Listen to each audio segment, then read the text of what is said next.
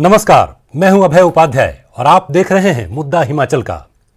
आज हम बात करेंगे क्या हिमाचल प्रदेश में चुनावी मौसम में प्रधानमंत्री नरेंद्र मोदी के बिलासपुर पहुंचने से चुनावी माहौल बदला। कल उन्होंने एम्स का उद्घाटन किया और उद्घाटन करने के बाद अपने चिर परिचित अंदाज में उन्होंने लोगों को बताया कि किस तरीके से इस पहाड़ी राज्य में एम्स के आ जाने से, साथ ही साथ उन्होंने खासकर महिलाओं को संबोधित करते हुए कहा कि माताओं और बहनों को बहुत ज्यादा परेशानियों का सामना करना पड़ता है। छोटी छोटी बीमारियों से लेकर बड़ी बीमारियों तक वो अपने परिवार की खुशियों को ध्यान में रखते हुए, उनकी सुविधाओं को ध्यान में रखते हुए अपने दर्द को लोगों के सामने प्रकट नहीं करती हैं और दर्द सहती रहती हैं। तो ऐसे भी महिलाओं के लिए, माताओं बहनों के लिए एम्स एक वरदान बनकर आएगा और उनके लिए सस्ता और बहुत ही अच्छा इलाज मुहैया कराएगा। उन्होंने ये भी कहा कि हिमाचल प्रदेश का विकास जिस तरीके से हो रहा है वो मुख्य रूप से डबल इंजन की सरकार की वजह से हो रहा है, क्योंकि केंद्र में उनकी सरकार है और हिमाचल प्रदेश में सरकार है। उन्होंने बात की बल्क ड्रग पार्क्स की बात की, उन्होंने मेडिकल डिवाइस पार्क की बात की और उन्होंने कहा कि देश के कुछ ही चुनिंदा राज्य हैं जहां इस तरीके का विकास देखने को मिल रहा है। बल्क ड्रग पार्क्स जो है वो देश के महज 3 राज्यों में है और उसमें से एक जो चुनाव किया गया हिमाचल प्रदेश का है। उसी तरीके से मेडिकल डिवाइस पार्क देश के 4 राज्यों में स्थापित की जाएंगी, उसमें एक हिमाचल प्रदेश भी है। तो हम जानने की कोशिश करेंगे कि जिस तरीके से पीएम मोदी ने लोगों को समझाया और बताया कि किस तरीके से विकास हो रहा है हिमाचल प्रदेश में, उससे चुनावी माहौल में क्या कोई तब्दीली आएगी। और इसी के लिए सबसे पहले हम वोटर और जानने की कोशिश करेंगे क्या कहता है वोटर।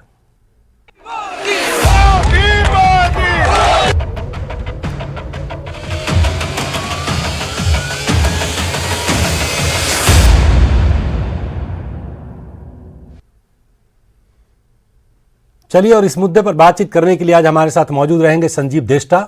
आप प्रवक्ता हैं बीजेपी के। प्रेम कौशल जी हमारे साथ हैं, आप कांग्रेस के प्रवक्ता हैं। और साथ ही साथ हमारे संवाददाता लाहौल से जुड़ेंगे और उसके साथ साथ बिलासपुर से भी अरुण चंदेल होंगे और लाहौल से हमारे साथ होंगे प्रेमलाल।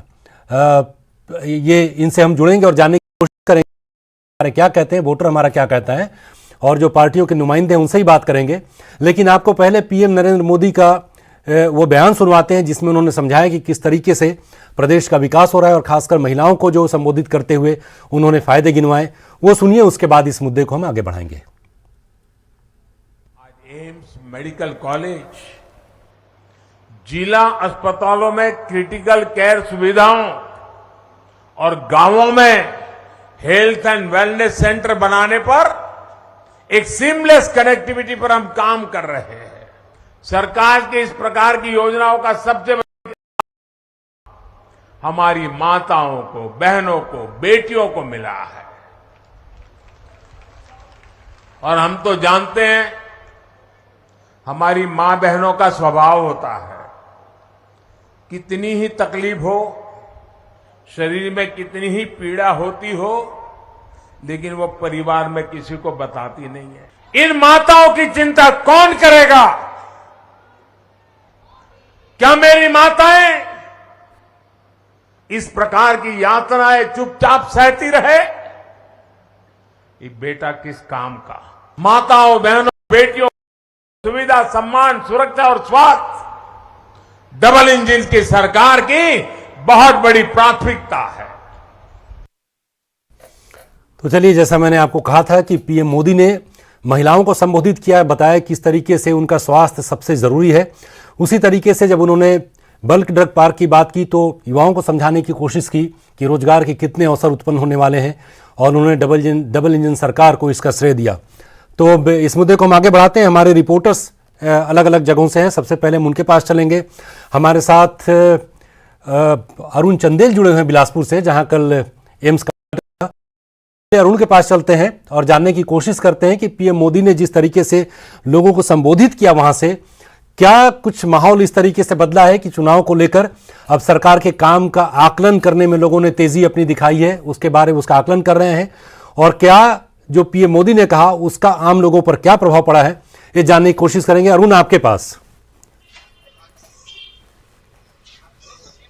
जी, पीएम मोदी ने यहाँ पे जन संबोधन किया। सबसे पहले मैं कहना चाहूंगा, उन्होंने जब भी अपना संबोधन जनता के लिए आरंभ किया तो बिलासपुरी जो कहलूरी बोली है उससे शुरू किया। उससे तो जनता गदगद हो गई है। एम्स का जो शिलान्यास किया है, एम्स का जो उद्घाटन किया है, इसके अलावा जो अन्य परियोजनाओं का जो शिलान्यास किया है, कितना वोट बैंक भाजपा के खाते में जाता है, जो नरेंद्र मोदी की जो रैली है कितनी सफल हो पाती है, इस संदर्भ में ये बता पाना तो मुश्किल है। आप आम लोगों से बात कीजिए, वहां जो आपके पास लोग हों उनसे बात कीजिए और ये समझने की कोशिश कीजिए कि क्या उनके आने से लोगों की सोच में कोई परिवर्तन आया है, वो कुछ माहौल बदला वहां का। जी, आपका क्या नाम है? आपका क्या नाम है? हाँ जी, मुझे बताइए, कल पीएम मोदी की यहाँ पे जनसभा हुई, उसका क्या प्रभाव रहा? आप मानना?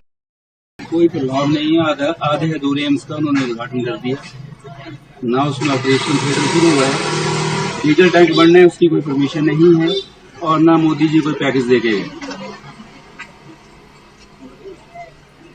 इसके अलावा हम और थोड़ा आगे जाना चाहेंगे। हाँ, क्या कहना चाहेंगे आपसे? क्या नाम है आपका? मेरा नाम प्रेमलाल बांगड़ा। क्या कहना चाहेंगे, कल पीएम मोदी आए थे, क्या जयराम सरकार को इसका फायदा मिलेगा आगामी विधानसभा चुनावों में? ऐसा है, मैं एक रिटायर्ड कर्मचारी हूँ और ऑल इंडिया वर्किंग कमेटी का मेंबर रहा हूँ। हमने महंगाई भत्ते के बारे में एक फार्मूला सारे हिंदू बनाया था, जिसमें हर परिवार महंगाई भत्ते की किस्त मिलने से खुश होता था। लेकिन जिस दिन मोदी जी ने ये और उनकी कैबिनेट ने अनाउंस किया कि हम 4% महंगाई भत्ता देते हैं, दूसरे दिन सारी अखबारें भर गई कि 40% तो गैस के सिलेंडर में बढ़ोतरी हो गई। तो मोदी जी के आने से या स्टेज पर नाटक करने से वोट नहीं मिलते।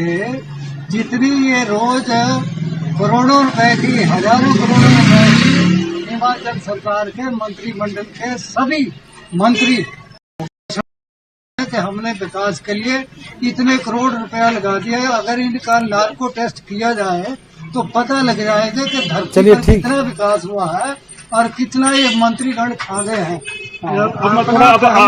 चलिए ठीक है, बहुत ही जनरलाइज बातें कर रहे हैं, कुछ और आप समझने की कोशिश कीजिए, कुछ और लोगों से बात कीजिए, उनकी बात हम समझ गए। आपका क्या नाम है? आप थोड़ा जोर से बोलिए।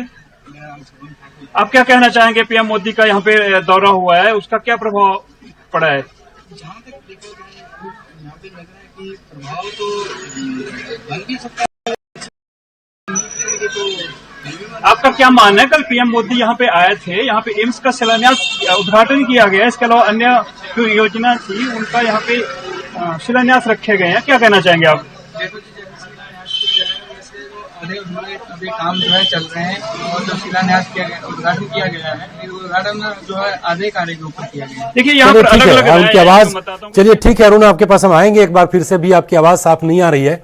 अभी हम चलते हैं, हमारे पास संजीव देष्टा जी हैं, आप बीजेपी के प्रवक्ता हैं, प्रेम कौशल जी भी हैं, आप दोनों ही का स्वागत है। संजीव देष्टा जी, क्या आपको लगता है कि पीएम मोदी ने जिस तरीके से समझाया लोगों को डबल इंजन की सरकार फायदे की, लोग उसको समझ पा रहे हैं उसी अंदाज में? क्योंकि ये अनुभव हमारा कहता है कि वहां जो स्थानीय मुद्दे हैं बहुत सारे, वो भी ज्यादा प्रभावी हैं, और जब डबल इंजन की सरकार के फायदे और स्थानीय मुद्दों के बीच में जब जो आकलन करेगा वहां का मतदाता, तो आपके बीजेपी जो कह रही है, जयराम ठाकुर की सरकार जो कह रही है, उससे वो प्रभावित होगा। देखिए, जहां तक प्रभावित होने का विषय है,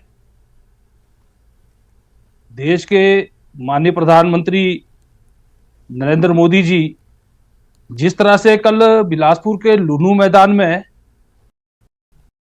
हिमाचल प्रदेश का बेटा बनकर बोल रहे थे, उन्होंने हिमाचल प्रदेश के चप्पे चप्पे को हिमाचल प्रदेश में रहकर छाना है, पूरे हिमाचल प्रदेश का उन्होंने भ्रमण किया है।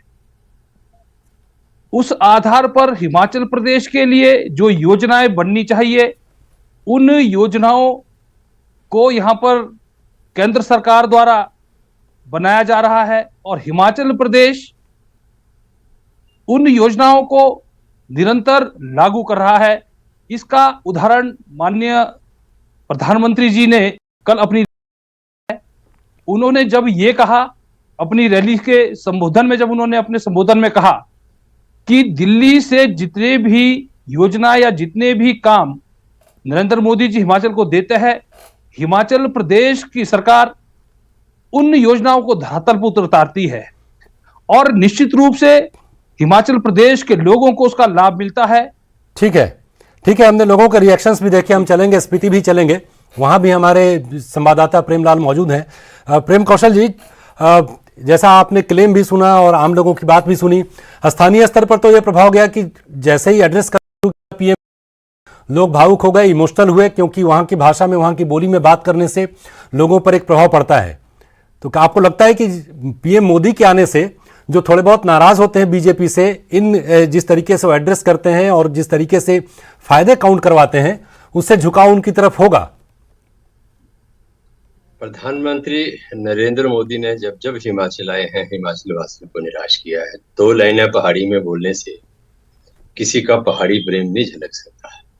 अगर पहाड़ से उनको प्यार था, हिमाचल से उनको मोहब्बत है, तो 5वीं 6ठी बार वो हिमाचल प्रदेश के दौरे के ऊपर आए और हर दौरे में बोले और आश्वासनों के अलावा हिमाचल को कुछ देके नहीं गए। प्रधानमंत्री के दौरों का, प्रधानमंत्री के भाषणों का प्रदेश की जनता के ऊपर जरा भी प्रभाव जो है वो नहीं है, बल्कि मैं समझता हूं कि जिस तरीके से प्रधानमंत्री ने हमेशा हिमाचल प्रदेश के दौरे में आकर हमें हिमाचल प्रदेश की जो जरूरतें हैं, हिमाचल प्रदेश की जो समस्याएं हैं, हिमाचल प्रदेश के जो हालात हैं, उनके बारे में बात करने की बजाय हिमाचल प्रदेश की डिशेस के ऊपर, हिमाचल प्रदेश की 2 लाइनें दो पहाड़ी के शब्द बोल के अलग अलग एरिया में जहां जहां जाते हैं, उससे लोगों का दिल नहीं जीता जा सकता। दिल जीतने के लिए हिमाचल के लोगों की समस्याओं के लोगों की जो जरूरतें हैं उनके ऊपर ध्यान। ठीक है, चलिए एक बार से हम लोग लाहौल चलते हैं। लाहौल चलते हैं, वहां पर हमारे साथ प्रेमलाल मौजूद हैं। प्रेमलाल, वहां लोगों से बात कीजिए और समझने की और समझाने की कोशिश कीजिए कि चुनाव को लेकर उनमें कितनी जागरूकता है, पीएम मोदी के आने से क्या माहौल में परिवर्तन हुआ है, और क्या जिस तरीके से बड़े बदलाव की बात वो करते हैं डबल इंजन सरकार की वजह से, क्या वो स्थानीय मुद्दों पर हावी हो जाएंगे और लोग, जैसा मैंने पहले कहा, जिस तरीके से जयराम ठाकुर की सरकार लोगों को समझाना चाह रही है अपने काम के बारे में, वैसे ही समझेंगे वो?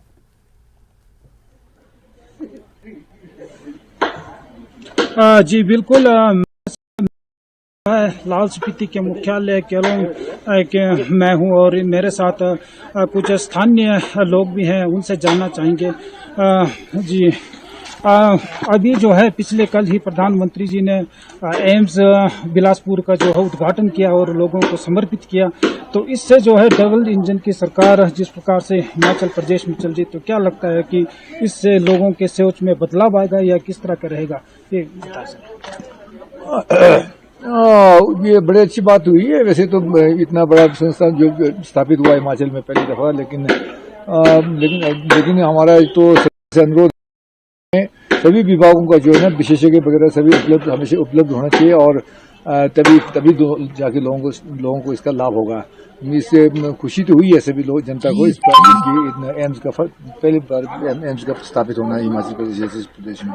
लेकिन हमारा सरकार से अनुरोध है कि सभी विभागों का विशेषज्ञ वगैरह उपलब्ध होना चाहिए ताकि लोगों को लाभ हो।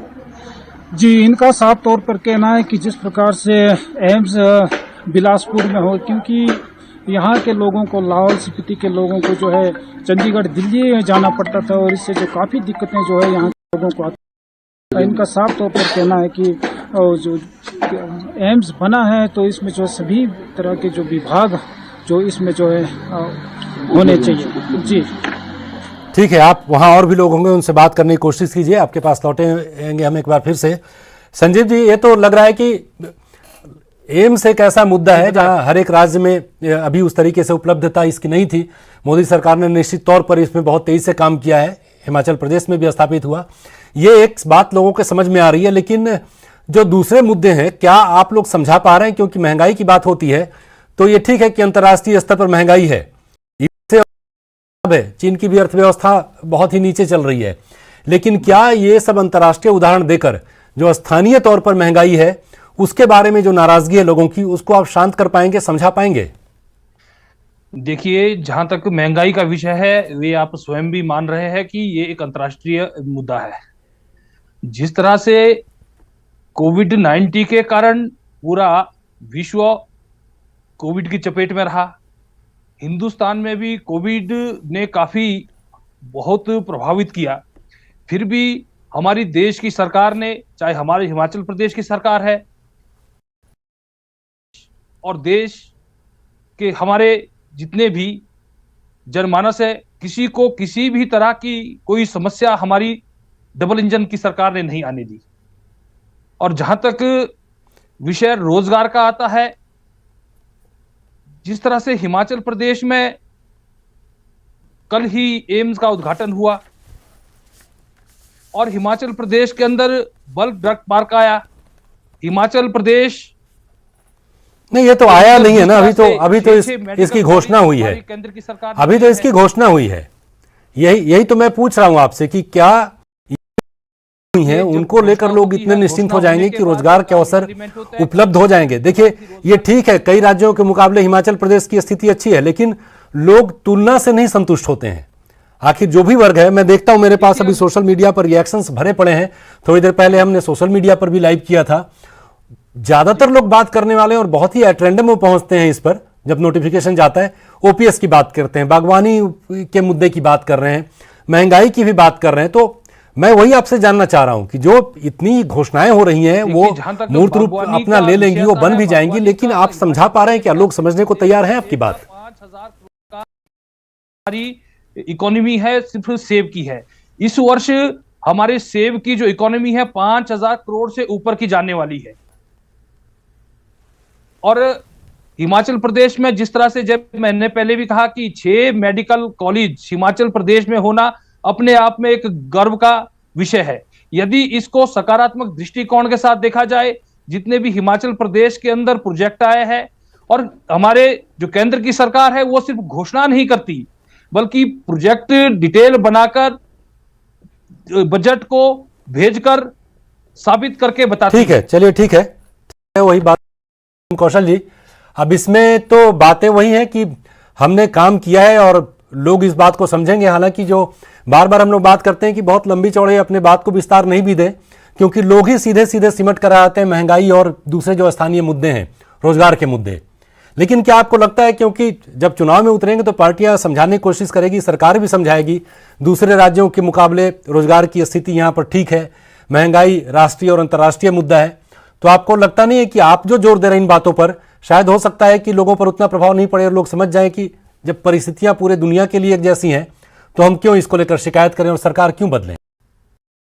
जनता पार्टी जब सत्ता में होती है तो नजरिया कुछ और होता है, जब विपक्ष में होती है तो मुद्दों को लेके भारतीय जनता पार्टी का नजरिया कुछ और होता है। आज बीजेपी को देश के अंदर महंगाई नजर नहीं आई।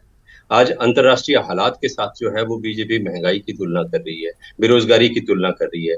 जब भारतीय जनता पार्टी विपक्ष में थी, उस वक्त इनका नजरिया इन चीजों के प्रति, इन मुद्दों के प्रति कुछ और था। एक बात बड़ी स्पष्ट है, हिमाचल प्रदेश की सरकार अब अंतिम सांसें ले रही है।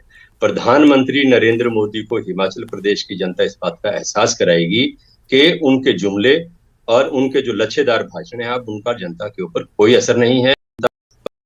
के जो शब्दकोश है, प्रधानमंत्री के जो भाषण देने की शैली है, उसके पीछे की जो असलियत है उसको हिमाचल की जनता समझ चुकी है, हिमाचल की जनता जान चुकी है। क्योंकि हिमाचल प्रदेश कोई, यहाँ मैं किसी प्रदेश की कोई वो नहीं कर रहा, अपमान नहीं कर रहा हूँ, लेकिन मैं ये कह रहा हूँ कि हिमाचल प्रदेश इसमें साक्षरता की दृष्टि से हिंदुस्तान में दूसरे स्थान पर है। तो हिमाचल प्रदेश के लोगों को भेड़ चाल की तरह चलना या हिमाचल प्रदेश के लोगों को ऐसे तो चलिए हम लच्छेदार भाषण में फंसा के जो है उनको प्रभावित करके ये प्रभाव देके कि विष्णु का अवतार है, आएंगे उनके दर्शन करेंगे, लोग उनको वोट दे देंगे। चलिए ठीक है, चलते हैं। आपने आम लोगों की बात की, उन्हीं लोगों एक बार फिर से अरुण चंदेल के पास।